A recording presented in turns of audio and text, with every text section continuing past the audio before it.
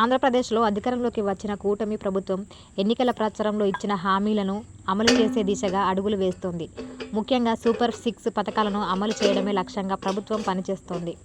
ఇదే తరుణంలో గతంలో అంటే ఉమ్మడి ఆంధ్రప్రదేశ్లో అధికారంలోకి వచ్చిన అమలు చేసిన ప్రభుత్వ పథకాలను సైతం అమలు చేస్తుంది. గతంలో ఎన్టీఆర్ కిట్ను అమలు చేసిన ప్రభుత్వం దాన్ని పునరుద్ధరించాలని నిర్ణయించింది.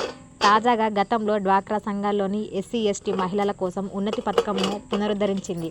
ఈ పథకం కింద డ్వాక్రా సంఘాలను సభ్యులుగా ఉండే ఎస్సీ, ఎస్టీ మహిళలకు రుణాలు అందించాలన్నారు. ప్రభుత్వం ఇచ్చే రుణాలతో ఎస్సీ, ఎస్టీ మహిళలు చిన్న వ్యాపారాలు ప్రారంభించి ఆర్థికంగా స్థిరపడాలనేది ఈ పథకం యొక్క ముఖ్య లక్షణం.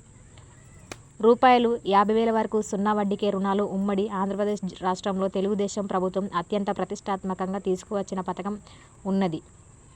అనంతరం కాంగ్రెస్ అధికారంలోకి రావడం ఈ పథకాన్ని నిలిచివేసిన సంగతి తెలిసిందే. 2014లో అధికారంలోకి వచ్చిన తర్వాత కూడా టీడీపీ ప్రభుత్వం ఈ పథకాన్ని అమలు చేసింది. ఆ తర్వాత వైసీపీ ప్రభుత్వం దీన్ని రద్దు చేసింది.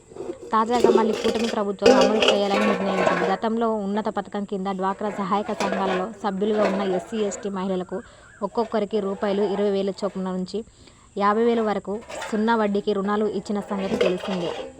5 లక్షల వరకు రుణాలు పెంపు 2024లో అధికారంలోకి వచ్చిన కూటమి ప్రభుత్వం ఈ రుణాన్ని పెంచాలని నిర్ణయించుకుంది.